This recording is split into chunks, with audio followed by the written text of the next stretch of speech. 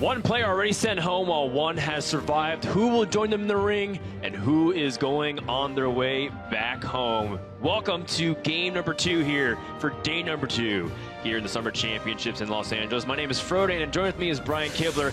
Coming up, we have Amix from Poland up against Wuya from Japan, a clash between Asia Pacific and Europe, and two regions who has been doing a little subpar. But at the same time, if you look at how everything has been going for APAC, I think they've been doing well. And Wuya had a lot of momentum in day number 1, even though it came up short against Purple. Yeah, Wuya was very close to defeating the America's playoff winner, Purple, in his match. A lot of those games were really back and forth, and Purple had to pull out some incredible comebacks and managed to take the match in 5 games. And he's looking really good. I did a matchup spreadsheet grid, and Wuya is looking pretty favored across the board here. And the big reason why is because Amix brought an anti-aggro lineup. He's brought not just an unusual old deck in the Control Paladin, but he's also brought another deck in Quest Warrior, which we thought was dead when Ungoro went into Knights of the Frozen Throne meta. Yeah, Amix actually played a similar lineup in the playoffs. He played a Control Paladin there, which is a deck that we haven't really seen a tremendous amount of. When we talked to him prior to the tournament, he was saying he just thinks the deck is good. He thinks that it gives him a good chance to move on in this event, though the Paladin itself clearly struggles with Jade Druid and Highlander Priest, generally speaking, but he's won all of his games with it. He's only played 1 so far, which he won. But it has actually been his Warrior he's been struggling with so far. That's right. And we did see Wuya on stream yesterday, but we didn't see Amix when he lost to Jason So off camera. And now we'll see whether or not he can keep it together. I talked to Nimsh. Nimsh was overseeing some of those games. You guys remember Nimsh, who went through recently worked for Blizzard this year. And he was saying Amix was extremely stressed. He took actually multiple breaks throughout the entire matches because that was his first real big one. And that wasn't even on camera yet. Yeah, he was saying he was very nervous during the playoffs. He started the playoffs on a very good run, and he said that he kept, basically telling himself, I hope I'm not on stream. I hope I'm not on stream. And ultimately, when he was on stream, he made a few mistakes. And then here, a much bigger stage, even before he was on camera, he was clearly nervous. Yeah, and Control Paladin is also a deck that requires a lot of patience, and you can't be too jumpy. And one thing that's really interesting thing about Control Paladin is that's an archetype that kind of refuses to go away no matter how the meta shifts. And the large reason why is because the dedicated player base to Control Paladin sticks through it through the good times and bad. However, Control Paladin is, I can understand why you bring Quest Warrior. It is the second best performing Warrior deck currently in the metagame behind, well, the Pirate Warrior. But Control Paladin is the second worst performing deck for Paladin currently. Even Hand Buff Paladin has better success and popularity. Oh, Control Paladin can have an opportunity to maybe get through this matchup. It is built to defeat specifically minion-based decks. So this is, of the decks that Wuya has in his lineup, maybe one of his stronger matchups. He does have the pair of Galaka Crawlers, which can give it more strength against the Tempo Rogue as well. But this is one of the matchups he was hoping to see. He's hoping to see, but it's not exactly the type of Zoo Warlock that you're used to seeing, which usually tops out at the Doomguard that you see in the hand. Wuya has a lot of mid-game power to his Warlock deck list. He's got Cairn Bloodhoof and Bone Mare combination that we talked about all weekend, but also the Lich King and Blood Reaver Gul'dan. And when you have such a high amount of mana to spend, you're not going to be life-tapping as often unless that's your entire hand. And in the late stage of the game, you can spend your mana pretty efficiently. One of the things about Control Paladin, it has historically been excellent at beating decks that are relying solely on minions to win the game. It's great at killing minions. We see Equality and Consecration both already in the hand for Amix. However, it is much more vulnerable to the new win conditions that exist thanks to the Knights of the Frozen Throne. It is very poor at dealing with Death Knights because it's not good at actually closing out the game itself. I do just want to point out, by the way, Blood Imps, I mean, we haven't seen them be purposely put into a deck since 2013 during the beta. I don't know if you saw them in 14. Man, the Blood Imps are in the deck for a number of reasons.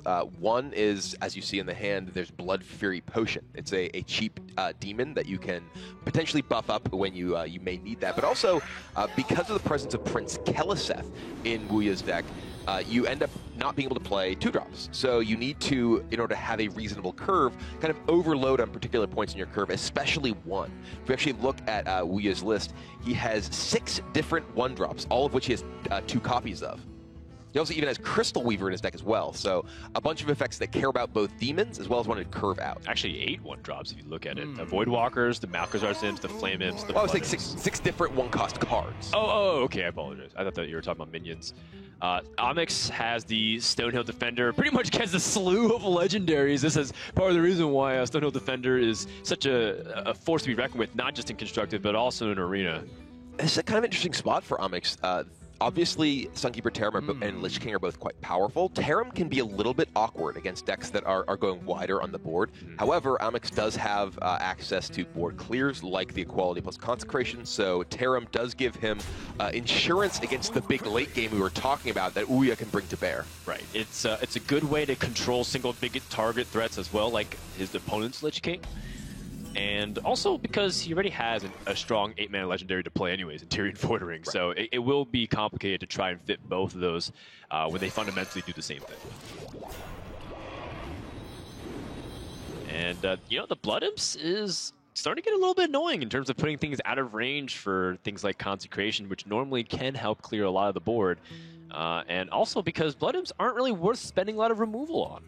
Feels bad to be trying to use cards to kill an opposing Blood Imp. But yeah, the fact that one of the Blood Imps now at 3 health means that a simple Consecration will not get it off the board. We even saw Ouya, rather than life tap on turn 2, choose to play the second Blood Imp to get the sort of tag team Blood Imp going. Oftentimes when you're playing a Warlock deck, you're like, well, I don't have a 2-cost play. I'm going to go ahead and life tap. It's just efficient. But Ouya recognized that it's important to protect his Blood Imps, to protect his other minions over the long term. Yeah, that used to be a thing back in the early days of Hearthstone when you played double Young Priestess and just keep buffing each other non-stop and never losing the board. And now we're getting a little glimpse or a trip down memory lane. I think Onyx is maybe calculating the odds that this Doomsayer can hit and land, and we know that Ouya has a couple of ways to add damage to the board, but Onyx just holds back here. He's going to save his Doomsayer for another time. And I think here there's a couple of things going on. One, the Doomsayer into this turn isn't really taking significant threat off the board, and it doesn't really prevent your opponent from necessarily doing anything terribly powerful. If you were to Doomsayer into a board after you've, say, cleared it, and prevent your opponent from developing again, say, in combination with Equality Consecration, that allows you to get to the later turns to play your power cards like Tyrion much more safely. At this point, you're not blocking all that much. Yeah, and it's also, there's not development behind it, too. Because if Onyx got the Doomsayer, let's say that Doomsayer's not in the hand, well, what does he do this turn? He hero power passes, his opponent develops anything up to a Doomguard, or even Cairn with the coin, and then you're kind of back to where you were started. However, because he's waited, now it feels like he can't really ever really get Doomsayer off reliably, and Ouya's going to start hitting some really powerful turns. And, that wasn't even necessarily the best case scenario for Ouya. If he hit Crystal Weaver, that would have been even more power onto the board. Yeah, and Ouya does have 5 mana next turn and the coin in hand, so he could potentially play Malchezaar's Imp, coin out a Doomguard to have that charging 5/7, as well as reload his hand and not end up being punished by the discards. That Onyx can potentially follow up with. He does have the Equality Consecration, as well as sort of bridging into the other late game cards after the clear. Depending on what Ouya would end up in his hand after that Doomguard, exactly what would happen. Interesting. So Onyx trying to see if he can maybe even get away with this Doomsayer, although realistically probably knows he can. And and most importantly, try to disrupt Ouya's turn as best as he can while setting up for perhaps a reliable turn 6 play. Well, this is kind of interesting because Ouya, he has a lot of expensive cards in his hand. He has a lot of powerful cards in his hand. And he of course can Doomguard and kill this Doomsayer, but that does leave Onyx with a couple of minions on the board, potentially, a Sunkeeper Tarim threatening to neutralize the Doomguard as well. Right. And is that the spot that you feel like you want to be in? Because you could potentially end up throwing away some of your more powerful cards like Lich King and Bone Mare here. He could also just life tap. What is the 6-mana play from Onyx going to be next turn that he's afraid of, and then have the opportunity to Imp plus Doomguard and reload that turn and potentially be able to protect his Doomguard or Lich King more likely from the discard. And you're also coming up not just on the Tarim turn, but also a Quality Consecration turn, and you also know Stonehill Defender doubles the chances of Tarim, or not double chances, but he could have 2 of them in his hand. Specifically, committing the Doomguard here into the turn where your opponent can cast a Quality Consecration is particularly, you're not getting a lot of damage in, and you're just walking into your opponent's best clear. And yeah, Wuya decides, he's like, all right, I don't want to risk it. I don't see the terrible scenario that comes if I do just give you a free turn 6. And the worst case scenario is this Ivory Knight that comes down. Well, here's something that I'm concerned about. As a mid-range deck, if I'm trying to go resource for resource with a control deck, a lot of times I'll lose because of how powerful their late game is compared to mine. But the power of mid-range decks is because you're able to pressure and leverage mid-sized minions to force inefficient clears and then keep pressing for damage with these big minions. And because Wuya has let Onyx get all this tempo, how is he going to fit all this play? And then you also look at the fact that, do you rely upon coming back onto the board with and get things like Bone Mare value if your opponent's going to be able to dictate the trades? It could be tough, but I think Wuya also recognizes that the late game plan of Onyx's deck doesn't have inevitability against his because of the presence of Blood River Gul'dan. In fact, that draw from Wuya there of the Gul'dan off of his life tap, I think is actually a little bit unfortunate because he really wants to play Imp plus Doomguard next turn, but if he runs the risk of discarding his long game trump card in the form of the Blood River Gul'dan, that's a big deal. So he'd actually would prefer that were a few cards later into his deck so that wasn't a risk. I mean, that is something that he could have also assessed too. If he went for Malchezaar's Imp last turn, coin Doomguard, throwing away Bone Mare and Lich King definitely hurts, but what hurts the most is losing the Death Knight. All right, well, let's see what goes away. Ooh, Gul'dan lives, Lich King is gone, and that is huge. Because huge, yeah. The fact that Wuya not only kept the Blood River Gul'dan, but also the coin, which means he could potentially coin out Gul'dan on turn 9, which will bring back this Doomguard after it dies. Right. It's a huge potential swing at this stage of the game.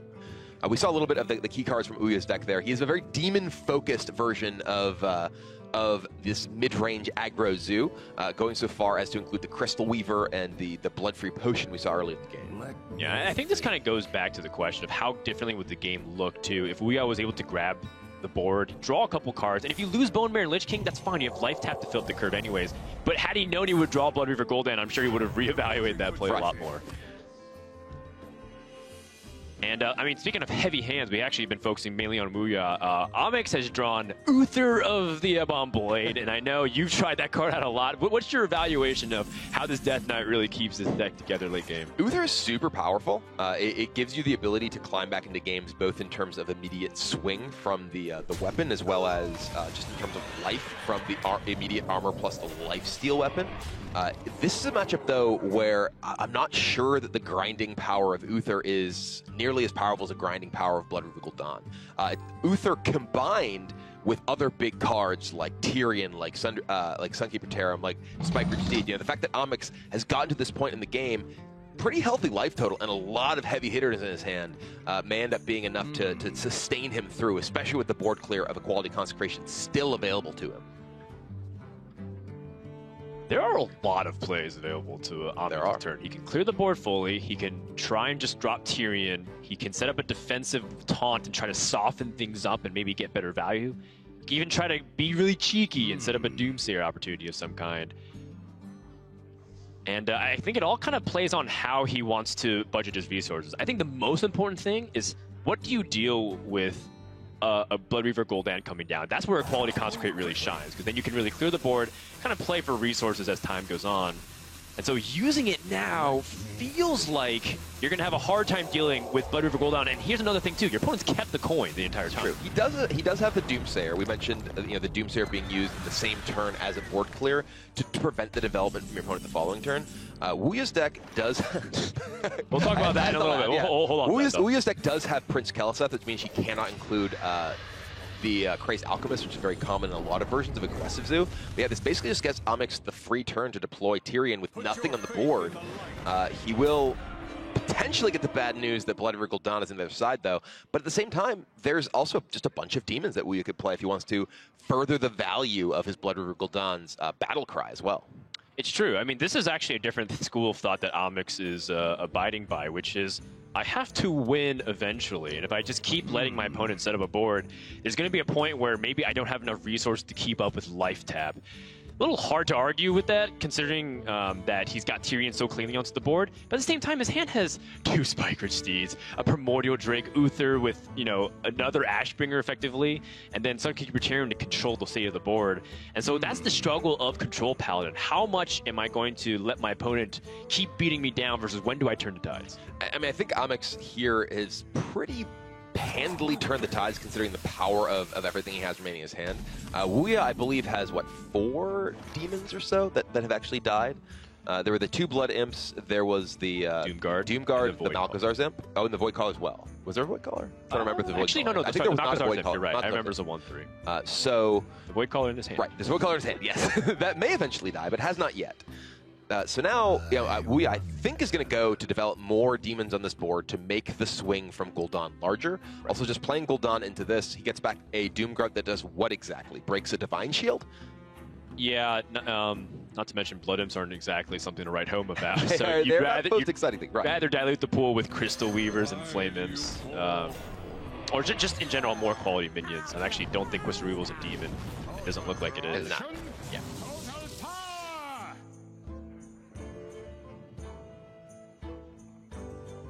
Building up a board after they've just used Consecration Equality seems a very reasonable move. Not to mention that if you're able to get Doomguard back next turn, you can break through the taunt and maybe get Vicious Fudging into active phase, so I kind of like that development. And Amix picks up, you know, more weapons, which is a little bit awkward here, but he's got some really powerful cards. He does. One of the more powerful cards in hand is just the Spikeridge Steed. Ouya has access to 0 silence effects. There are no spell breakers in his deck. His tech decisions are stuff like the Mind Breaker that you see on the board here. So this Tyrion not only is going to guaranteed give him an Ashbringer, but guaranteed give him the Stegodon as well, and be extremely difficult to punch through with damage. So this position is one that is exceptionally difficult for Ouya to come back from. And honestly, you have 6 weapon swings already from the Ashbringer and the Uther the Ebon Blade. Depends on if you feel like you need to hold on Rallying Blade for value. Although you lost a +1. I was going to say, if he's going to Rallying Blade this turn, he should have Rallying Bladed prior to this. Now you just don't play it, because then you acknowledge that you missed the one stat. Well, I mean, that's an important thing. Oftentimes, players will take that line of thinking of, oh, well, if I do this now, it'll indicate that I made a mistake. It's better to make 1 mistake and own up to it than make 2 mistakes, which is the mistake of not playing it first and then not playing it when you should afterwards. What about my ego, Brian? Letting my opponent have the satisfaction. I have been that guy. I've been the guy who's like, ooh, I can't show people I made a mistake, and then like lose games strictly because of it. Like, yeah, I shouldn't have done that. Well, what's funny is that literally only one person in the world didn't know that you made that mistake. Well, I've the person you're playing, but everyone else watching from around the globe knows that. I've done it when I was like not even on camera. I was just playing a game, and I'm like, I don't want my opponent to know I messed up, because I obviously messed up, and then I lose because I didn't want my opponent to think I was bad. And in reality, by doing that, I was being bad. Regardless, back to this game.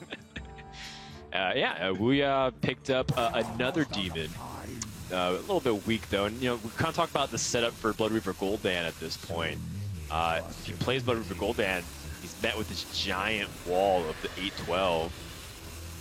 And this is interesting. Frankly, Ouya does not have much life to work with at this point. Amix can push 11 next turn. He's actually just going to go ahead and attack in to soften up Tyrion just a little bit.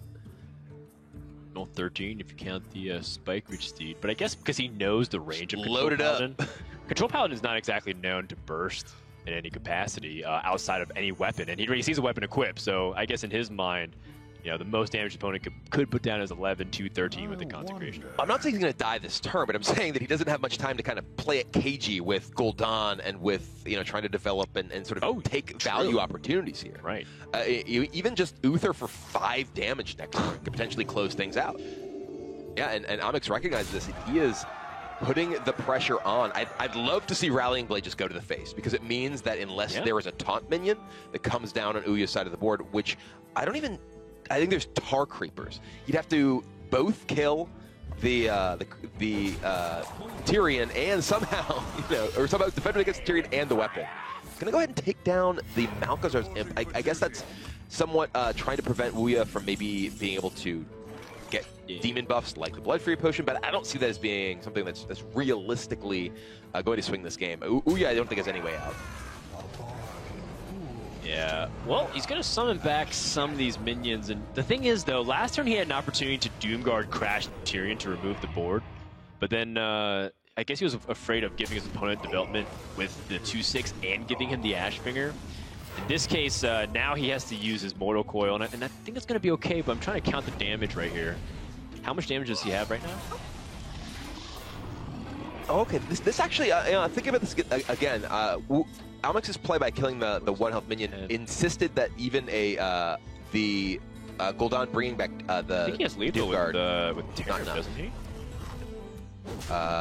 Yes, he does. Tarim is going to give him lethal with these 3 minions being pumped up, and yeah.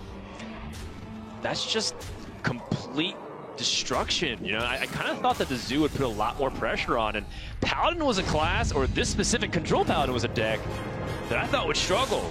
Everything I had on paper said it was unfavored against everything that Wuya had, and it's able to get a win. That was massive for our Polish player here. I mean, I do think that traditionally, as you mentioned toward the beginning of the match, Control Paladin tends to do well against decks that are relying on the board, don't have a ton of burst damage. And Wuya didn't have a powerful start. He didn't have the Flame Imp. He had Blood Imps pumping each other up, and that gave Amix a lot of time to build toward his late-game defensive tools and ultimately go in the offense. Well, I was the non-believer, and I have been properly shunned. We're going to take a break. When we come back, we resume Amix versus Wuya. The 25-year-old Amix for Poland made quite the mark in his first Hearthstone Championship Tour tournament, though he's no newcomer to the game. I started playing Hearthstone when it first launched. But then in 2016, I got too busy with school, so I dropped it. I was going to school to be an auditor, but it was quite boring. So one day, I went back to Hearthstone.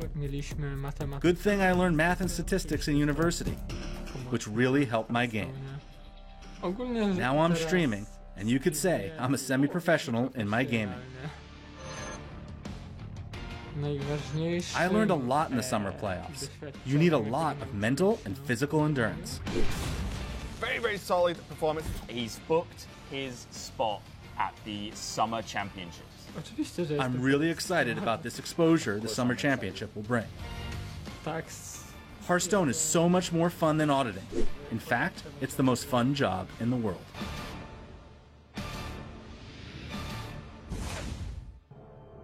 All right, well, Amix, I mean, you might consider himself a little bit more than a semi-pro if he's able to keep his tournament alive and maybe go all the way to the World Championships, but one game at a time, as he's only up 1-0 right now over Wuya. And he is doing pretty well for himself as a semi-professional Hearthstone player because he has not spent any money on the game. That's right. He's free to play. Free to play, by the way. By the way.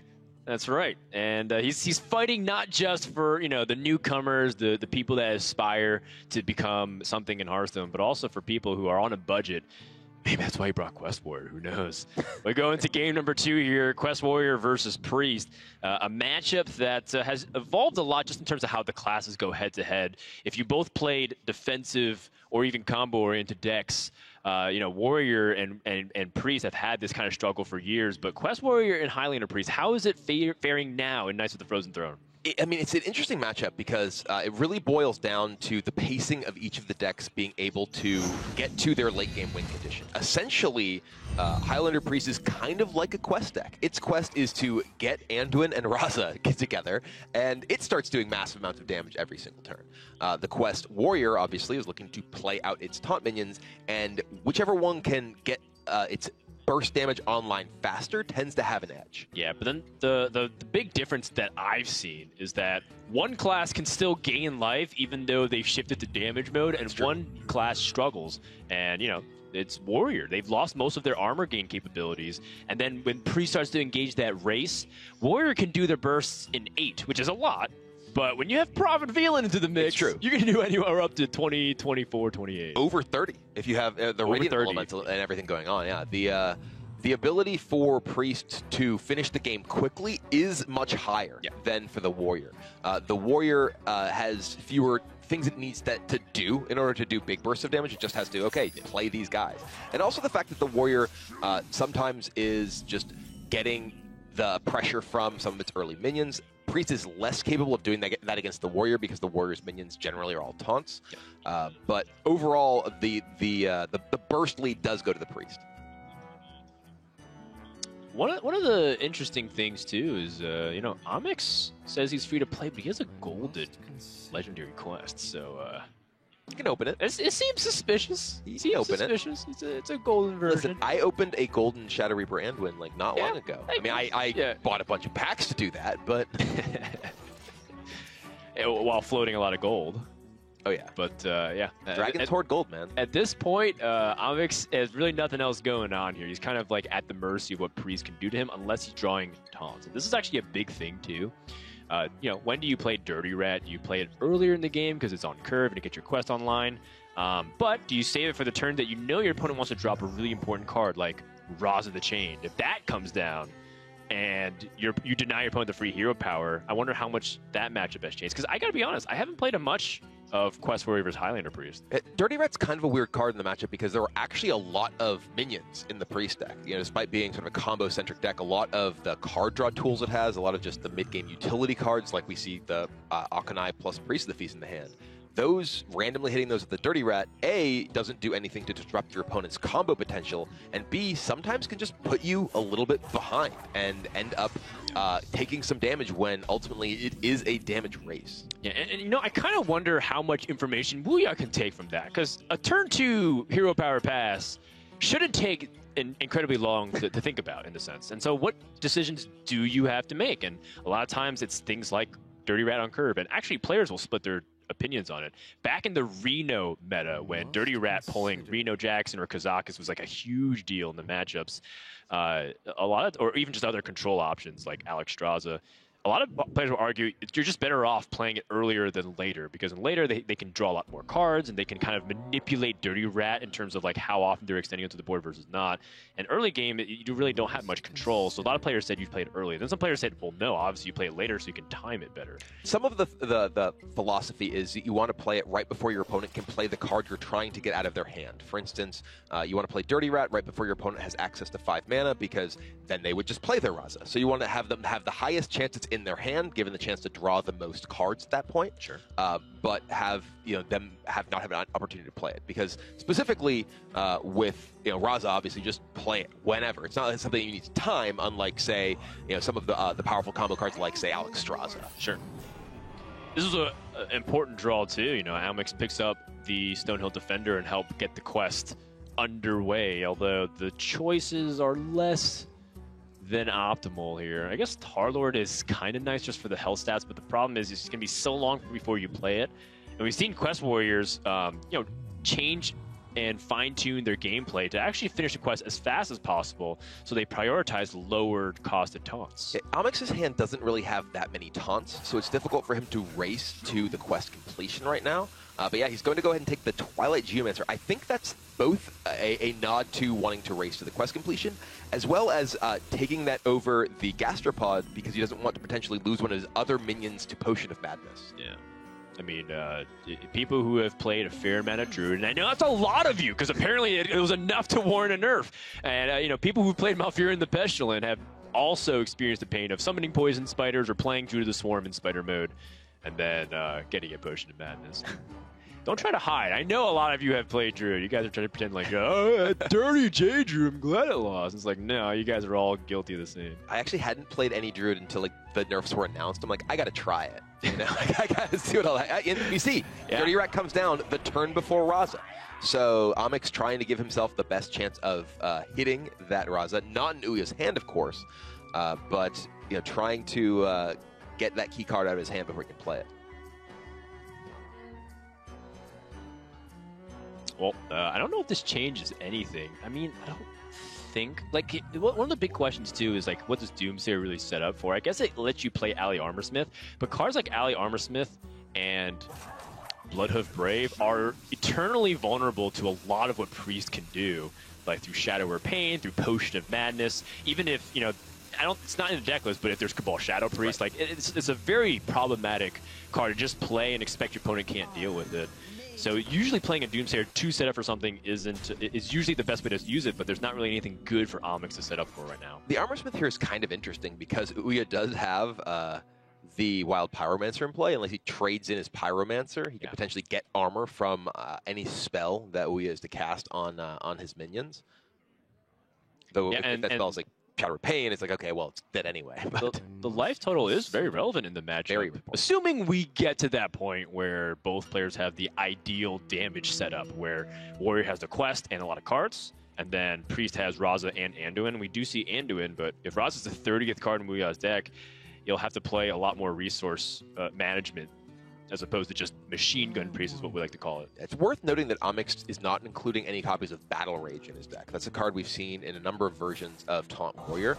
We actually see Ouya pull the trigger on Silence, respecting the armor gain, understanding what this is about. And yeah, going to trade into a couple of minions and prevent Onyx from gaining that life. It's interesting too because even something as innocuous as this Galaka Crawlers, like because he cares about fighting for tempo and making sure the opponent doesn't grab board. Another thing that Quest Warrior can just do is play mid-sized minions and just kind of bum rush you down. Like Curator's a 4/6, Primordial Drake's a 4/8, and those are cards. And it's also a dragon, which doesn't get hit by Dragonfire Project. So there's a lot of ways you can just get meat onto the board and not even necessarily need a lot of the quest. Sometimes, you know, a lot of times in the past, I've won just with Sulfuras hitting the face without even having the hero power because of how much pressure I was able to generate through just taunt after taunt after taunt. The Ali Armorsmith for Onyx, potentially representing both pressure and armor gain here. I imagine there's a very good chance that this is met by that Shadow Word Pain from Ouya. It's very tempting to Shadow Word Pain. And ideally, Shadow Word Pain actually goes down on the Acolytes to prevent draw. And of course, if you need to hit like a Doomsayer to preserve your board. But you are less board-centric in this matchup, it feels like. So I'm going to have a hard time imagining a play other than Shadow Word Pain. It is worth noting, by the way, Onyx did pick up that gold Curator, which can only be gotten by crafting a gold. They are playing on God accounts that have all the cards and have all the legendaries in gold. So this does nothing to besmirch his, we were joking reputation. Before. We were joking before. Obviously, Onyx is very much free to play. It's just, you know, the golden legendaries. And also important to note, too, the Curator does represent multiple forms of card draw, so he should be able to finish the quest just sometime this game. So that was a very important pickup for Onyx, especially since he has a coin and he can get out next turn. Yeah, does use the Pain to clear off the Ali Armorsmith to allow him to get some damage through, prevent any armor gain from Onyx, and he has drawn First Blood in the Warrior there, get him down into the red health numbers. Direhorn Hatchling. So it's all about how Onyx chooses to budget resources. There often is times and use of the coin even late game for Quest Warrior just to squeeze in an extra hero power or squeeze in extra removal. The Hatchling, there's actually kind of a poor draw for Onyx because I think there's a good chance he wanted to coin out his Curator this turn, but that's his Singleton Beast in his deck. Oh, that's the only So, yes, he only has one Beast as well as 2 copies of Primordial Drake. So that does mean that Curator will only find a single card if he were to coin it out. Yeah. If it dies, of course, he'd get the Matriarch first. But in terms of the sequencing he may have been targeting this game, in terms of his coin usage, I think that this kind of impedes his plan. Well, the nice thing is that there's only one Shadow Word Pain that you know is in the deck from the Priest, and your opponent just used it. You would have to get it through Lyra or through a Shadow Visions that was never played. So it seems like the 3/6 will at least force out some reaction from the board. And you do actually want to do this Hawkeye Soul Priest because the 2 damage hero power per turn is kind of problematic because Priest would just stay at 30 anyways. So trying to threaten that would be a nice little point of comfort for Onyx.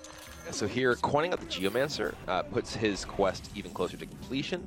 That means he can play Curator next turn and then play a either Primordial or just the Blood of Brave in his hand and be guaranteed the quest completion in a couple of turns. Yeah, good point.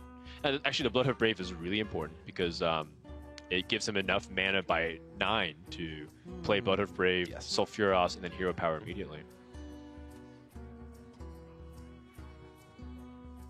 And then on Wuya's side too, you know, Shadow Reaper Anduin isn't actually as powerful as you might think in a slower matchup like this. The hero power is great, but the battle cry of destroying minions with 5 attack or more is actually only affecting a couple of cards, like the Direhorn Matriarch, or the Tar Lord that Omix skipped over. Yet another reason not to pick that one. We are trying to figure out exactly how to navigate this. I think that he may be paying some heed to the fact that he would prefer not to kill the hatchling going into the 7-mana turn for Omix to prevent any possible draw from the Curator. Yeah, it's interesting, you know, like how do I play into my opponent's Curator turn? Would I like try to disrupt it by playing something proactive, or do I just play a little bit soft onto the board, which is what he did? And I think this is a really heads-up play from Wuya here, recognizing that the fact that the Direhorn Matriarch was drawn, the only possible beast in the deck, he doesn't want to allow Omix to possibly get value from Curator this turn, which would be his natural turn 7 play. It's in fact the only 7-cost card in Omix's deck. And your opponent saved the coin and played it right before turn 7, and he played the Direhorn Hatchling, so it does feel like a pretty solid connection that you can make there and read into the hand. Does that stop Omix from doing it? I mean, Curator, he doesn't need the Curator to fetch the taunt to complete the quest, but having the draw can also be very convenient because, you know, a 6/9 taunt for 5 is nothing to be messed with. Yeah, this is a game that comes down to not only just the race situation, but also sometimes a resource battle.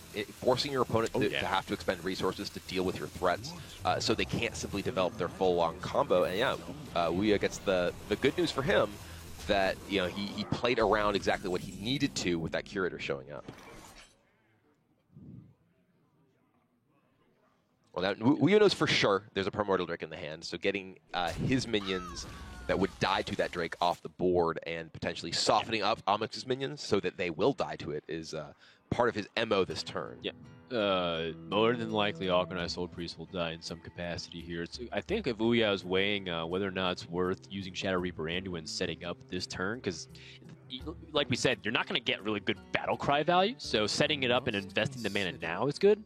He did draw Acolyte of Pain, which does offer him a couple of other alternatives with Spirit Lash as a possibility to draw cards and try to react to how the warrior will set up for their quest, because you see their Omix is almost done. He's 6 out of 7.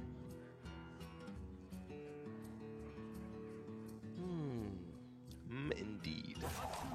And the big problem too is when you start doing Shadow Reaper Anduin, usually you're trying to go into aggressive mode. So you basically invite the game into a race. And if you know your opponent's going to complete the quest, they're also not going to gain health. So you're starting at 30. Your opponent's at 28. And you have to feel like you can win the race. And with Tar Creeper actually allows him to play complete and use this turn. That was an enormous draw for Omix. The 3-cost taunt, exactly what he was looking for. It's bad news for Wuya. Yeah, suddenly this is 12 more damage than Wuya expected to face this turn. Yes. He's expecting Primordial Drake. He thought maybe he had one more extra turn, but that 12 damage is crazy amounts of power. And all of a sudden, Wuya found himself at half life this coming turn. Might be dead. Yeah, he has gone into Void form here. He no longer can heal himself with his hero power. He does have Priest of the Feast Spirit Lash, but there's not that many minions in play to gain life from the Spirit Lash, and no big burst that he's capable of here. Dragonfire, he can clear the board, but that's not what this is about anymore. This is all about that Sulfuras and Die Insect hero power. He's got heal. He's got ways to draw cards. One of the soft ways to stall the Quest Warrior from doing a lot of damage is to go wide onto the board here, but Wuya's got some.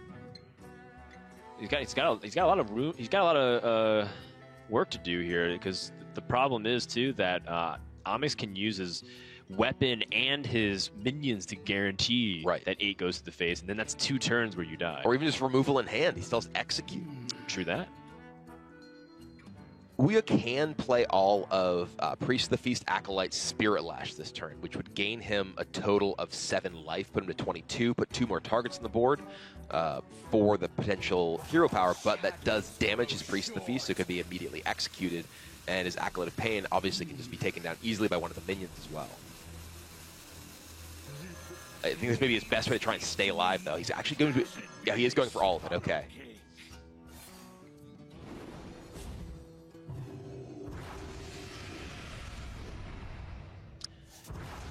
Kazakus maybe too little too late. That just so much damage coming from Amix's side here. Maybe. I mean, there's some There are scenarios. some big spells you can hit with that. It's true. If Kazakus can find a way to clear the board through like AoE and summon minions, that is something that could be really powerful for Wuya. Because I mean, look at the 2 minions on board; those are nice to summon back immediately. And it's not like Wuya's played a lot of minions. It's true. Though Amix, just still throwing those fireballs in the face, Wuya still does not have Raza. He still doesn't have the ability to go on the offense himself, and the 8 damage hero power does not give him very much time to find it. Yeah, this is a slight inconvenience that Amix can't Primordial Drake and hero powers on 9 mana this turn. Would be the cleanest way to just remove everything. I think he may just look to execute the Priest of the Feast, potentially bump his face into the Acolyte. That would prevent his Direhorn hatchling from dying to 2 pings or say a 4 damage Kazakus potion, which is possible. It's actually going to go ahead and just execute the Acolyte, trying to prevent the resource draw here, which makes a lot of sense as well. Yeah, and you only lose 1 damage by Tar Creeper going in. Oh, is he going to play a Doomsayer here? No, I think that was Blood Over. Oh, okay, I was like, Doomsayer doesn't make a ton of sense considering your opponent's not at 8. If your opponent's at 8 there, Doomsayer can make some sense, but... It would have been sketchy to say the least. I saw something from that side of the hand coming over, and I was like, that one doesn't make the most sense. Well, the nice thing is that, with the nerf to Fiery War Axe, we actually don't really see Quest Warriors run Fiery War Axe anymore. Instead, they have Blood Razors. So if you're able to clear the board, at least you have another turn more than likely, because you're at 11. The bad news is that there's still no light at the end of the tunnel right now. Right. Every turn that goes by is worse for you. Yes. Because in theory, what the Quest Warrior does is very similar to the Priest in the sense that they want to push a lot of damage to face, but they have an extra few cards that they get to play, right? With having 8 damage guaranteed, you only have 2 to 4 guaranteed. I mean, he's got Mind Blast, and that is some burst. And Warrior 3 burst. Yeah. Look, I'm trying to be optimistic here, and Kazakus might be able to stall for some time here if he's able to gain 7 life and then deal 5 damage, or gain 7 life, summon 2 minions, and complicate Amix's situation where he has to brawl, perhaps. The Drake is just a big 4-attack minion, tough for the Priest to deal with. Yep. I think Wuya is really looking for Kazakus into Polymorph Armor. Yeah, that'd be pretty good. There's Armor. Yeah, gain 4 health doesn't do much to the Kazakus because it becomes a 3/7. Still can't heal. Summon minions gives you more space widen the board. You can Right. potentially help mitigate the hero power. You can also freeze the Drake if you're that desperate, but you don't even have a confident way you can remove it next turn. Because the hero power still costs 2, so you need to hit it, 2 to 4 times, depending on if Kazakus lives. Definitely an ugly spot for Wuya here. He is scraping, trying to stay alive. Yeah, summon 2 friendlies, gain 7 armor. He is... he actually loses one of his minions thanks to the resolution. Oh no, it hasn't come yet. Oh, the trigger patch. Oh, it's supposed to actually work in a specific way, but it hasn't been changed yet. And now we have lost 1 minion. He did draw a card, which is, I guess, okay. That's a silver lining. But boy, is that lining thinning with each turn passing. Amix is getting closer, and he has a good chance of winning this turn. If he brawls, he has at worst a 50-50 after the fact that he wins the game with the hero power. He gives himself a 25% chance that his minion lives, and he's guaranteed lethal. And then any one of Wuya's minions live, he would have a 50-50 to win the game on the spot with the hero power. He can go for, give himself a 2 out of 5 to win by playing one of these minions now. Another Curator. Yeah, Curator. Gets himself a Drake and a Matriarch if he chooses to take the Curator. Yeah, he's going for the Brawl. Wow. Can Amix close it out here? We'll find out.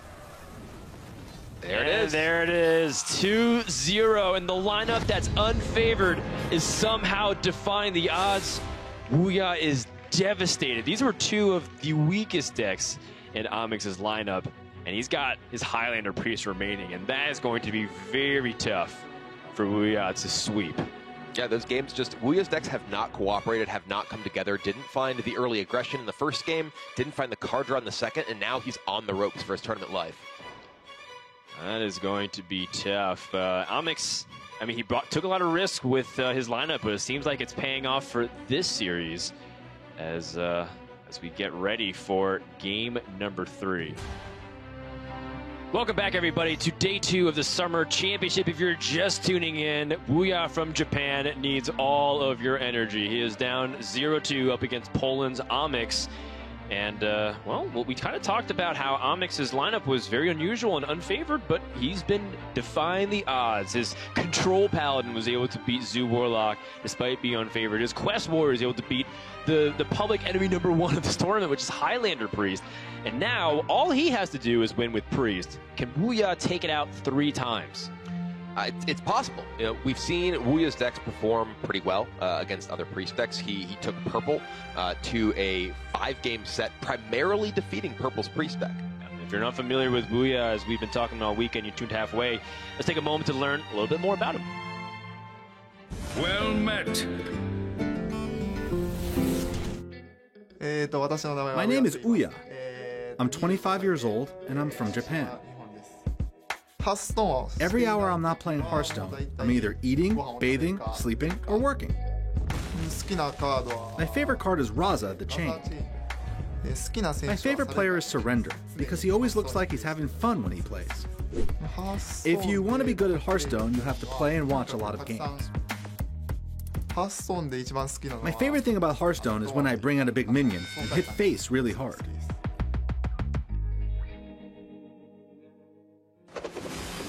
I think we can all relate to that. The way the board rocks when like Mountain Giant connects to face, or if you're Nalgidan, a Mana Worm on turn 4, hits face for 8, it's just cathartic. You just feel like, yes, I am destroying my opponent. You agree or disagree? I just didn't know I could like Wuya anymore. That was just perfect. That's exactly what I love. It's great. Smash you. And of course, you know, I kind of mentioned that he was a teacher as well, but he did tell us that even his students don't know about his true identity, that he's playing on the global stage, because he's kind of embarrassed. He didn't want to, like, disappoint them, so to speak, if he ended up losing. So he's like, oh, I'll tell him if I end up winning the whole thing. It's like a new reality show, Undercover Gamer. That's right. So what's really funny too is most students at that age, when in high school, kind of go through this weird thing of either they respect their teachers a lot, or maybe they're not sure about how cool they actually are. But Wuya is actually doing some pretty cool stuff, being able to travel across seas now and join us, of course, here in Los Angeles. So we'll see if he can keep it up. But right now things are looking pretty bad. He's down 0-2, and even if he is favored for the rest of the matchups, he's still, barely between 20 and 30% to win the match if you just look at the math and probability. Yeah, it's definitely tough, but we saw Wuya do very well, as I mentioned earlier, against Purple's Highlander Priest deck with his lineup. A lot of players have actually said that they feel like the Zoo Warlock is one of the stronger decks in the field, surprisingly good. In that matchup, and Wuya's version of Tempo Rogue, it has many of the anti-priest technology in it. He has Cobalt Scalebane, he has Karen Bloodhoof, so a lot of ways that he can gain an edge. But here he's just going, all right, I'm going to go head to head, my priest against yours. Can I come on top? Yeah, cut to the chase. I mean, even if the Warlock and Tempo Rogue were able to nab wins, what is really important is I want to get my priest mirror out of the way, and everyone has seen this matchup unfold over the past couple days and for the past month or two on ladder. A lot of the matchup can be very reductionist, just down to, well, if I have Raza and Anduin before you, I can win.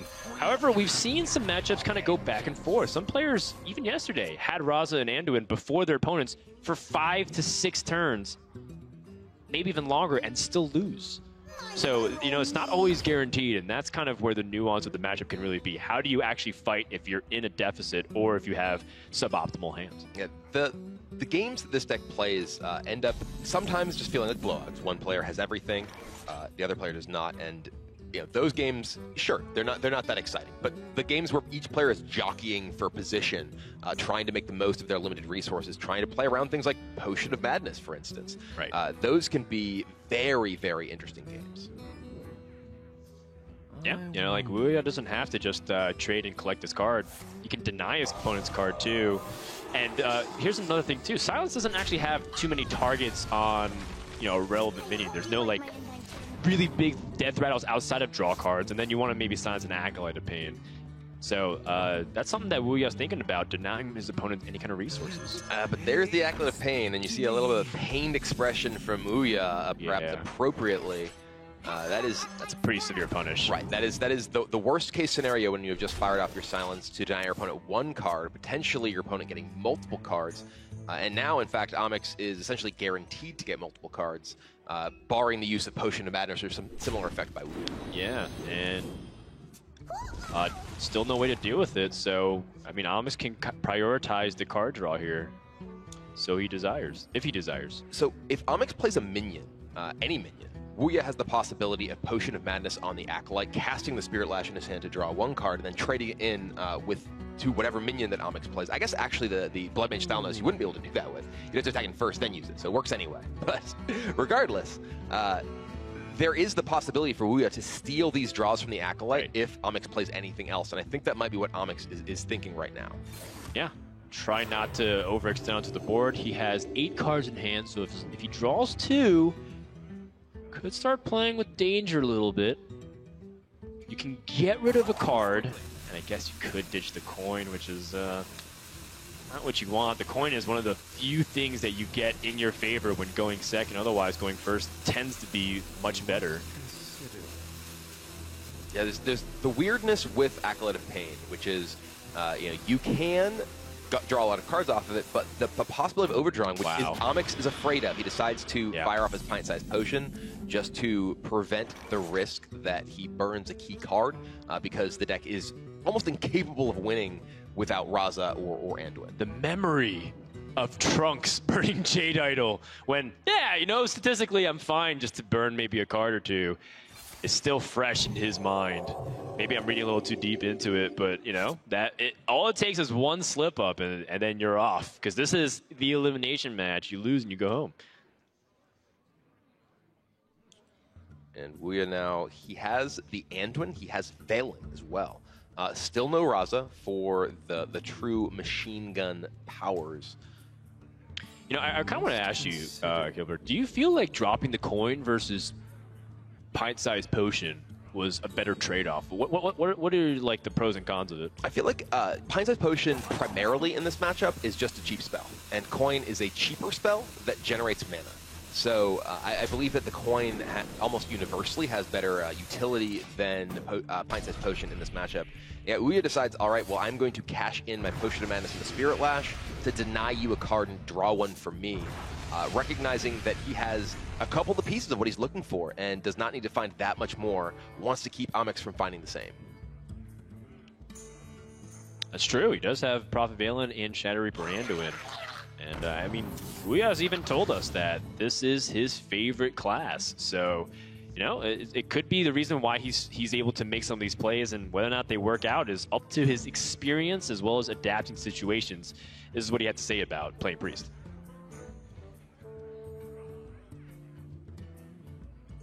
The strongest deck here is Highlander Priest, because all 16 players brought it here, so it'll probably see a lot of action. It's a good deck because it can overcome any disadvantage. If the combination lands, you just win, and it feels good. Yeah, it's a pretty good summary of it. Like 2 sentences or less. And there's a little bit more nuance than you just win. But there are important things to play around. One card we just saw Wuya fire off. We, in fact, just saw Amix pick up another copy, the Potion of Madness.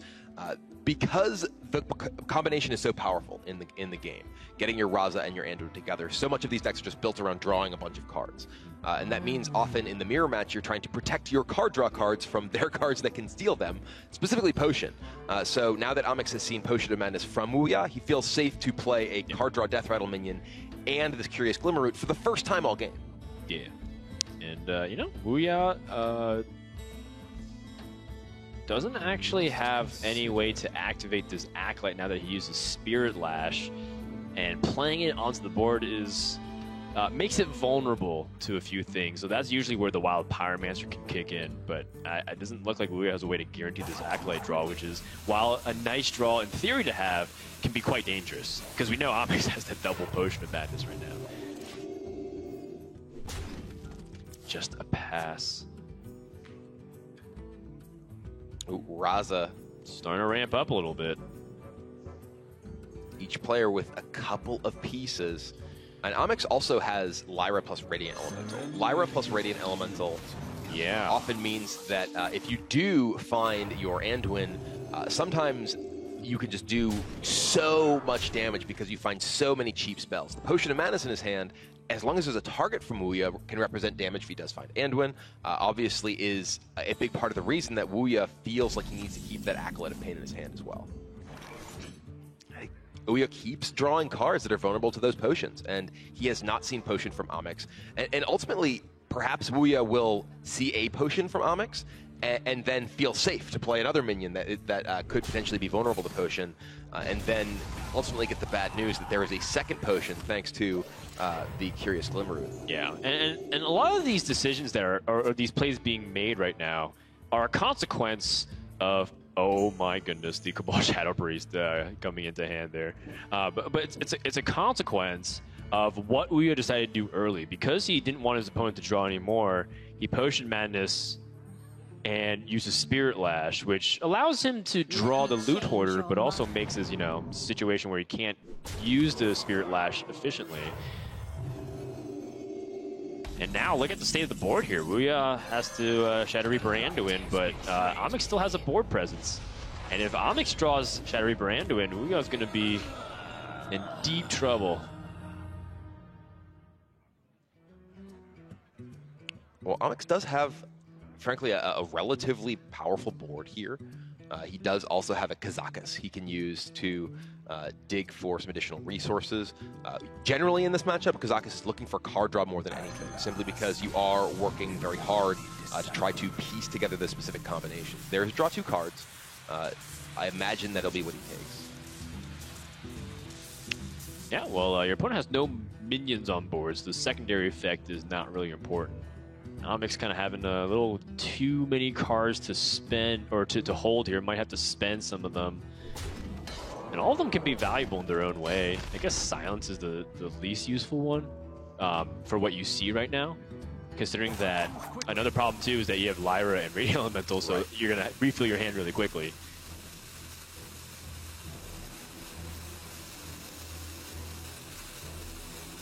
Let's go ahead and silence his own minion. Shut up, Kazakus. Yeah. Too loud.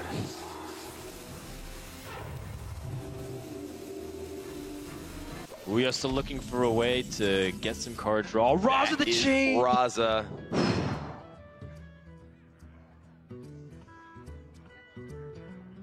And one interesting thing about the Raza here, not only is it obviously extremely powerful in combination with the Anduin, but it unlocks the Loot Hoarder and Acolytes to allow him to cycle through them. Yeah, now, I mean, the game, we actually have a game now. Before, Onyx was kind of, running away with it with all the card drawn resources. But now Wuya can actually piece together a push here with Prophet Valen in hand. I mean, Valen plus Mind Blast alone is 16 damage next turn.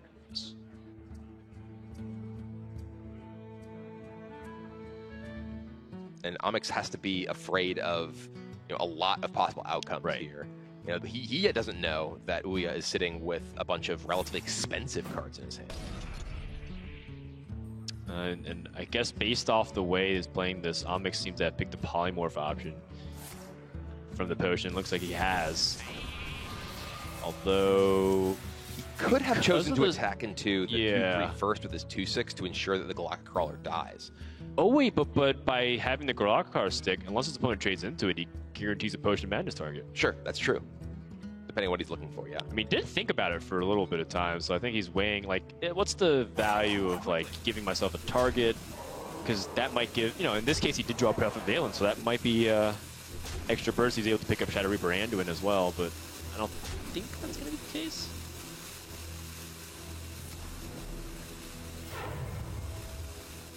Also worthy of note, because he picked Prophet Valen, he can just go Prophet Valen, Mind Blast, Holy Spike for 14. So that extra 2 damage actually matters to the face.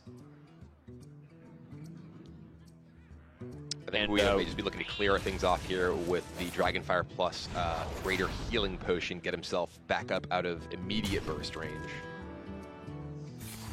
Yeah, healing potions used on both sides, so kind of a reset. Halftime, if you will. And Omix's Prophet Valen, you know, it wasn't like the big all-in here by any means. But definitely his plan has been thwarted. Still looking for Shadow Reaper Anduin, still staying very much competitive in this game. It's an interesting spot because oftentimes in some matchups you just have Lyra Radiant and a bunch of cheap spells. You're like, all right, I want to go in and get some value here. It's not really what this matchup is about, though. If you generate a bunch of expensive spells, you don't have time to play them. You don't have time to try and get value out of them because at this stage, when your opponent is already Anduin, it's just about burning them out. Oh, man. You're right. It's all about burning them out, but without Anduin showing up, Omix has no way to guarantee that he can set up a 2-turn lethal here with just Prophet Valen and the normal Priest hero power. And Booyah's still kind of stuck on this. I have this Acolyte Loot Hoarder stranded, by the way. And that's been a problem for him for a while. Those have just been sitting in his hand. He has not been able to play them. Shadow or Death, kind of a dead draw here. Yeah. I mean, he can play Acolyte and start pinging his Acolyte, which seems to be a reasonable action at this point. Yeah, he's going to go ahead and try to cycle through these, prevent his opponent from potentially having Potion. He has already seen the Potion of Madness from his opponent. He doesn't know he has another one. But the Circle of Healing is a big draw because that's 4 damage for free in the Prophet Valen combo turn. Well, he can Loot Hoarder ping one of his other card draw sources again, just to kind of get it out of the hand and cycle through, because it doesn't seem like he has the enough damage right now, and you want to look for another way for Prophet Valen to squeeze in damage for 1 mana right now. Right. Primarily, Ouya is searching for cards he can play in the same turn as Velen, whether that's 1-cost spells, whether that's Radiant Elemental. He can pair that with the Mind Blast cheaply. The shadows grow short. Okay.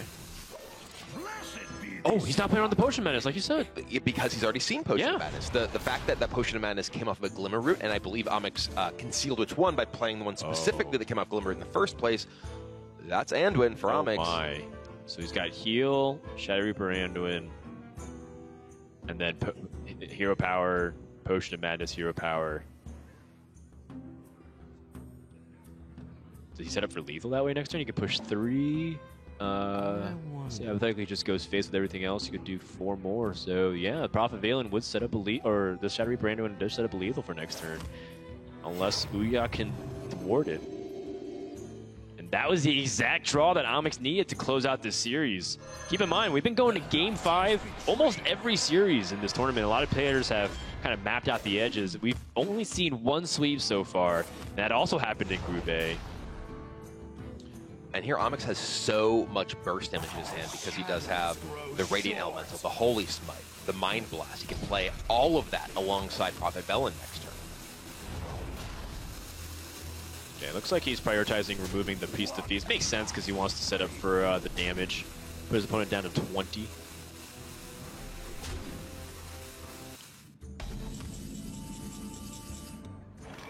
Can Ouya hold off?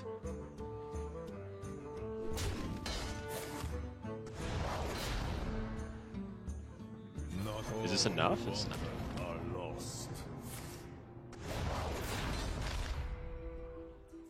Yeah, this is exact lethal from Ouya here. He's wow. Able to get down precisely exact damage before Omix can come back and burst him massively next turn. Just enough to get there. Imagine if Omix had just killed that Acolyte. You're right. He allowed the Acolyte to live. And that was damage the one damage attacking Acolyte to the face that he needed to exactly win the game before he was going to get blown up. Both players were setting up for 1 chance to win. And, you know, Ouya even kind of had the maths labeled out. Even if my opponent played Shadow Reaper Anduin and healed, I'd had enough. Omix had control, though. If he traded to the Acolyte, it would be game over. But instead, we're going to Game 4 when we come back. lot of jockeying for position on both sides, and ultimately just came down to the players' math, basically. Well, and also just a couple of rules of thumb. One of the things that Sato was tweeting out too is that 24 is a common break point, and it's something that we weren't even paying attention to because we were so busy calculating Omix's 2-turn setup that I think that's what he forgot about. He was like, I just gained 5 life. I have Prava Veil in my hand. I have like 10 cards in my hand. I have to count, and so he was busy setting things up and forgot a very common thing. I'm at a break point, which I often die at. Yeah, the Velen plus Mind Blast, 20 damage. One more spell, 4 more damage. He was at 24. Or rather, he was at 25, but he could have killed the 1-power guy. Right. And if he killed the Acolyte of Pain and forced him to have an additional spell that turn, which is much more difficult to have, he would have stayed alive, and he had so much burst remaining in hand that 1 damage that he pushed wasn't relevant. He had him covered, very much so. And now we turn into a brand new series. Ouya was given another chance. And he's gotten a couple of interesting deck choices, but specifically with this card that just came to the hand, Mindbreaker. This was theory crafted as something that could stop, things that involve hero powers from getting out of control.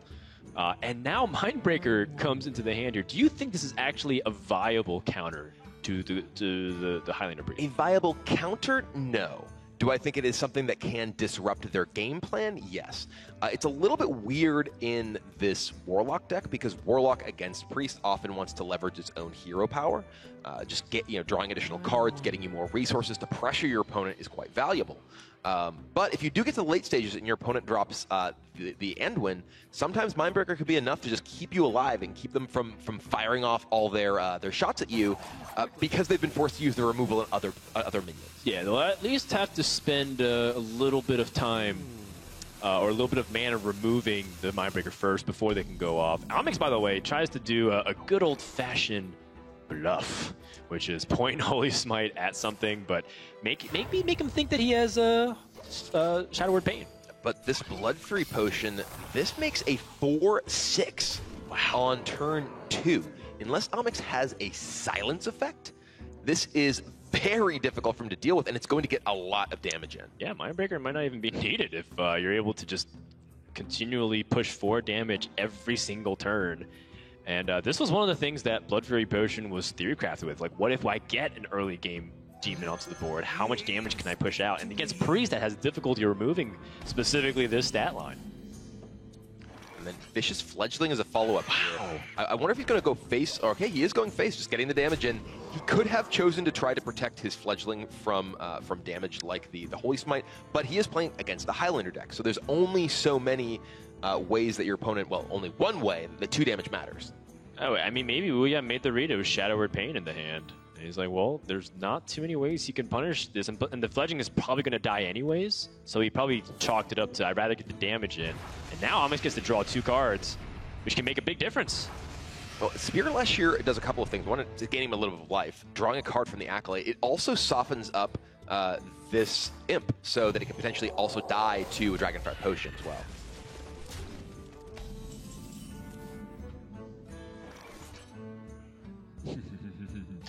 Oh man! Usually you want the Mindbreaker in the late stage of the game, but right now it's get him. It's like a Coliseum manager, if you can remember from the Grand Tournament. Except it doesn't have a drawback because you can't even use your hero power. Well, generally when you play Coliseum manager, you don't want a hero power because you bounce it back. Exactly. But yeah, I guess it's sort of like using that card. Exactly.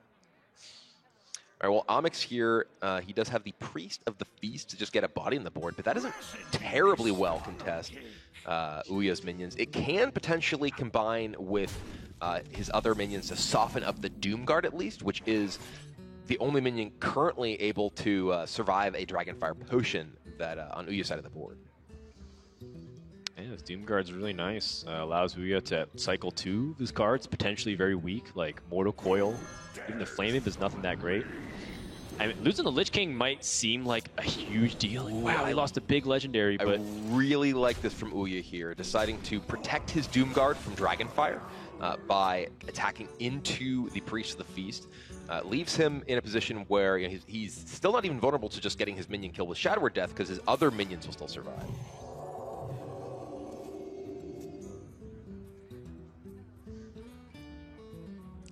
Powered Shield does mean that Onyx can draw off of the Mindbreaker without losing his Acolyte of Pain. And the Shadow Word Death does mean he can take the Doomguard off the board, but there's still a lot of damage. He can draw again. He hasn't attacked with the Acolyte yet. It's true. Let's see what he gets off of that. I think, I don't know if Holy Nova would change anything, though. I guess you're removing more power on the board, technically. Well, you have a free hero power that you can't use. Congrats. He has Ra's Anduin that he can't even set up for right now. Slightly awkward situation here for Ouya because that Acolyte of Pain means that Despicable Dreadlord's a little bit awkward. He can spend 4 damage attacking into it to try and deny draws, and also... Oh, you mean what he should have done a few turns ago, I guess? What he could have done quite a while ago. But, I mean, he's also pushed damage. I mean, he's put his one to 16 because of it, and he was holding 4 in the hand. It's starting to get close. So maybe the trade-off is worth it for Ouya. And there is still, however, the Dragonfire Potion waiting for Onyx. So any board that Ouya builds, at least given that what he has right now, is going to get cleared by that. He could just trade in his Mindbreaker so he's able to life tap himself. So many possible. Yeah, I guess that's something that you don't think about when you play, Mana Wraith and a few things. You can push the trade so that way you can get the benefit off of it and your opponent can't. Okay, this way he's gonna go ahead and clear it with the. And hey, here's another thing too to consider is that by forcing Onyx to Dragonfire Potion this turn, and if he does roll into Ra's or Anduin, he doesn't get to set up preemptively on turn 8. Right. So the Mindbreaker has kind of done its job in the sense that it's disrupted enough of Onyx's game plan to maybe set him up to win through pressure. Yeah, Onyx just has so many cards in hand, though. He has Raza, he has Anduin, he even has Kazakus and Valen. Yeah, that's like everything you want in the deck, right? Hypothetically speaking, with some card draw. Yeah, and the hand from Ouya here, if he draws Doomguard right now, he has a chance to win the game. He has Soulfire plus Doomguard available to him. Is just lethal right now. That's Doomguard. He Soulfires and discards any non-Doomguard card. It is lethal right now. Let's go! Doomguard is still playable. Ouya takes game 4 and equalizes the series. And once again, we are going to game 5. And I mean, this is the sort of thing that if you're an Onyx, you are a rookie on the scene. You had the ability to kill your opponent in game 3 up 2 games to 0. You did not clear 1 minion, that 1 damage cost you that game, and now suddenly you're in a game 5. That's something that can really weigh on your nerves. I do also want to note that Ouya pushed to 4 damage, and that's a play that a lot of people would not make just because, well, you have a very clean kill in the Acolyte, you still have a very healthy 4-5 on the board, but getting that damage mattered, and it didn't really even impact the game whatsoever that the Acolyte kept drawing because Onyx was not able to deal with the board in time. And also because the Mindbreaker was hilarious. You know, what if Onyx could heal himself at all at any point in the game? 1 heal in there would have changed the math. It would have meant that Ouya did not have lethal. A lot of fun we're having this series, but right after, we are going to have Orange from Sweden up against Yay Tears from America. We have always had an American go to the top 8 of a championship. Yay Tears is the sole representative in America. Will he be able to do it and upset one of the most storied players in Hearthstone, Orange, top 3 earners of Hearthstone winnings of all time? Before we get to that, though, we will see the final game of this match between Onyx and Ouya. Ouya battling back from the brink. Yeah. Finding his lethal damage in game 4, finding his lethal damage in game 5. Both times, exact damage. I meant game 3 and 4. Yeah. You know what I meant. I know what you meant. Game 5, though, he's got to do the same thing. And, you know, Fate, you might kind of blame something. It's very easy in Hearthstone to defect blame as Ouya opens up with Prince Keleseth, something that we saw a lot yesterday. But remember, a lot of decisions are in their control to impact the series, and we'll see if it comes again in Game 5. I was going to say he has Firefly, he has Keleseth, he even could have Karin if you want to keep Karin in the matchup against Priest. I'm not sure you want to. Actually, I think I have heard some people suggest that they think Karin is powerful enough against Priest that it's worth keeping the opening hand. No, I'm going to back it up for a second. I went to dinner with Orange and Purple, and they're talking about how not only do we put Karin in all our decks, but we keep Karin in a lot of our matchups. And they kind of talk. They were saying it jokingly because, you know, it's hard to tell with Purple, but it always is. I have a strong feeling that in a matchup like this, Karen matters a lot. And, you know, being able to have that power spike turn into Bone Mirror can often be the deciding point of the game. But even just having the 4-5 is repeatedly pressuring the Priest. Well, this is a fantastic draw for Ouya. He has the 1-drop into the Keleseth, finds the Shaku to play to follow things up. Amix, though, picking up Kazakis. That can be a very important card to swing the game back in his favor. Yeah, the way Priest can really bully the board early on is just through controlling the threats to make sure that things like Cobalt Scalebane can't really build up too much momentum. So Kazakis will play a huge role into that, as well as that Dragonfire Potion if necessary. Captain, this can mean a patches right now.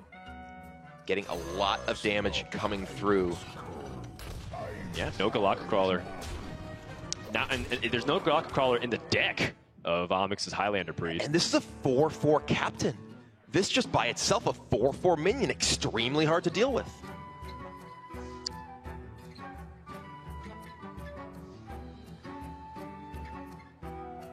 So much pressure already on Amix. He has a handful of answers, but he does not have much time to play them. Yeah, and even if he coins Kazakis at this point, and he picks a 5-mana potion, can't play it the following turn. So he's going to have to, once again, bite the bullet and hope that he's not taking too much damage. Shadow or Pain on a free card. This is the state of Amix's game right now. And Ouya can just remove this with Backstab. Another Captain. Backstab plus the Firefly can take down the Radiant Elemental. Yeah. Just further develop his board. We mentioned Amix is not playing a Galaka Crawler. These minions are incredibly difficult for him to deal with this early in the game. He has Dragonfire Potion, but only 4 mana this turn. That's still a turn away, and there's going to be a Cobalt Scalebane coming down in the meantime. Which, I mean, we've reminded you several times, and we'll do it once more. Dragonfire Potion and Cobalt Scalebane do not really go well together, at least if you're on the Priest's end. Is there any chance that you Kazakis for a cheap potion here? Possibly. I can even imagine just casting Greater Healing Potion. Oh, just cast Greater Healing Potion this turn so you have time to coin out your Dragonfire next turn. I think that's really good when you point that out, because we were kind of telling on the Kazakis, but the Greater Healing Potion there kind of just gives you an extra turn. Right. You effectively prevent the damage your opponent is going to deal the next turn, and you hope that your coin into Dragonfire is enough to answer the board that results. The Cobalt Scalebane will come down, but you'll at least be at a reasonable life total, and the only minion on the board will be that Cobalt Scalebane. Yeah, and time is what you need, because you will eventually win the board. Doomsayer heal? Doom's gonna Spirit Lash. Okay, so this is kind of somewhere in between. He decides that he wants to preserve himself a little bit. He's going to save some of his life here, thanks to the Doomsayer, and gain a little bit from the Spirit Lash that he knows is not going to have that much utility. But yeah, he's a bit upset to see the Scalebane come down, because he knows now his Dragonfire clear will be no clear at all. Yeah, it gains about the same amount of life, but he gets to hold on to Greater Healing Potion. So that's an interesting spot. A little bit of a punish with the Blood Mage Thanos being picked up. Would love to have that with Spirit Lash, but you know, Ouya kind of recognizes that this is what Amix has been doing. He saved the coin for a while, and now he can continue to pressure. Southsea Deckhand is at 3 attacks, so right now he's got 9 damage guaranteed, with upside of more depending on what he draws through off these Swashbuckler and Shaku. And the Shaku could potentially represent stealth big damage as well. True. If that Cobalt Scalebane gives a sword to the Shaku, that's going to be 5 guaranteed damage. And it also means that Kazakis Potion for AoE and damage can't clear this board. If he Kazakis Potions for 1 here, if he'd hit the Deckhand, he could have cleared most of the damage off, but now there's the guaranteed 5 from the Shaku if he does go that route.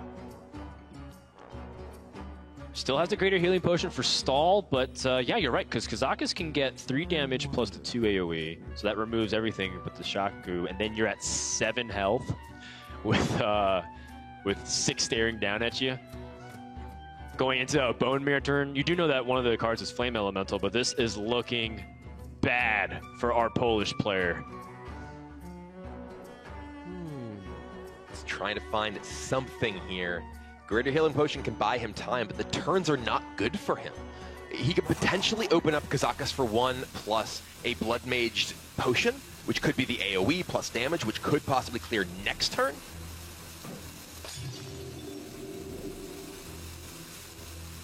Tension is an all-time high for both of these players on elimination game. Backstab's an empty draw, but he can pick up 2 cards here. Masks up to deny a draw. Maybe, do you want to play it immediately? Swashbuckler gives you more mana to play with in case you need something else to play, but I guess Mask Dispel guarantees you a card from your deck, which is on average more useful than the Priest card? He can Swashbuckler into a Mind Blast for lethal right now, but he can still do that after the... Okay, Kibler. Just saying. I'm saying he can still do that. Yeah, This you're can find right, him, like, it could You happen. can find him Cabal Shadow Priest. Power Word Tentacles, that's pretty interesting too, because that represents more threat right now, more damage right now, Right. and more survival against damage-based removal. Bone Mare comes into the hand. We are so close to the reverse sweep that he can taste it.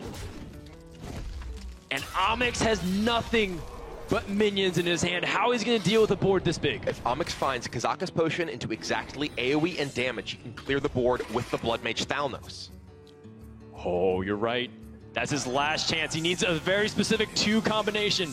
2 damage to all minions. No damage, but gain 4 armor leaves him alive on the board. How much health is he at right now? We actually don't know. I think it's 5. If I remember correctly, I think it's exactly 5. So he goes to 9. But he'll die to the Bone Mare. He'll die to the Bone Mare. It keeps him alive against what he sees, but it's no out against Ouya's hand. Is there any minion he can summon with Ichor of Undeath? He doesn't have any taunts. There's Right? no... There's like Doomsayer that died. That's it. But Doomsayer doesn't protect him this turn. He needs to survive right now. Oh, He's at he's 10. at 6. Goes to 10. That is exactly lethal for Ouya. 3 games in a row, he has exact lethal damage to take down his opponent in the reverse sweep. He stays alive in this tournament. Absolutely ridiculous series, back and forth. Ouya completes the reverse sweep, keeps Japan's hopes alive. As fans passionately cheer on for Ouya, it was looking really bad, and we have to wonder, what if Amex was able to close out that game 3 and win the series 3-0? Every single game he won, from being down 0-2, he had exact damage to close the game the turn he won. But that's what he needed. And what determination from Ouya as well, not just in also his play and being able to stare down, but also the ability to bring unusual deck and card choices that end up paying off to help him win that series. Yeah, he qualified for this tournament with an unusual lineup, the Keleseth Paladin, before pretty much anyone was playing Keleseth competitively, and now he's being rewarded once again for that style. That's right, Braydad. Ouya was the first person that we saw playing Prince Keleseth on a competitive level. Let's go ahead and head over to TJ, who's waiting with our Japanese player for a few words. Thanks very much, Dan. That's right. I'm joined by Ouya and our interpreter, Rika, for a small interview after your victory. First off, Amex came into this tournament with quite a unique lineup in all control decks. How did you feel going into the match? アミック選手はコントロールデッキを3つ持ってきたというかなり独特なデッキセットを持ってきたのですが、それにどう対応しようと思いましたか？練習していた時からもう非常に有利だなというふうに思ってて、そうですね、僕が大きなミスをしたり、非常に運が悪かったり、相手が、引きが強かったりしなければ勝てるだろうなというふうには思っていました。I did feel that I had a very big advantage with my deck list, so unless I have a really bad draws, unless he has really good draws, or I make mistakes, I felt that I would win. But you did go down 0-2 in the series and had to complete a reverse sweep. Was this something that was part of your plan? Were you targeting the Priest deck and that was something you expected? Or how did you feel going into that moment where you knew you were down 0-2? 最初2敗してから3立てということになりましたが、最初からプリストを狙い撃ちしてたのか、それまたはそういうふうな境地に陥ってしまったのか。そうですね、もともとは、プリストを、ターゲットしている構成ではあるんですが、他の2つのデッキの方が僕のデッキたちには相性がいいので、そっちを狙っていたんですけど、サクサクっと、勝てるだろうと踏んでいたデッキに抜けられてしまって、だいぶ焦ってました。So I felt that my decks were good against breach decks, but I wasn't really targeting them because I felt that the other two decks, I had an even bigger advantage, but they kind of won against me, so I felt slightly nervous and anxious because I lost the two matches that I thought I would win. Well, now you're moving on to face another matchup later, and you actually told us before the event started that you wanted to face Purple specifically as an opponent, and now you're going to be going up against him later on in the day. Why was it that you wanted to face him, and are you excited now to have a match against him? 大会前に対戦したい選手にパープル選手がいたということで、また再戦することになってどう思いますか？パープル選手はデッキが強いんで、きっと勝ち上がるだろうし、僕がこのまま勝ち上がるとすると、どうせ当たる相手なので、早めにリベンジできるのはいいことだと思います。すごい楽しみです。He has a very strong deck, so it wouldn't be a surprise if he won. But if I keep winning, I'm going to end up fighting him at some point anyway. So it's better for me to get revenge on him sooner than later. Indeed, it will be. Well, that match will be happening later. So good luck in that one, and congratulations once again. Thanks very much. A round of applause for Wu Ya. Let's now go and send it back to the desk to wrap up the match.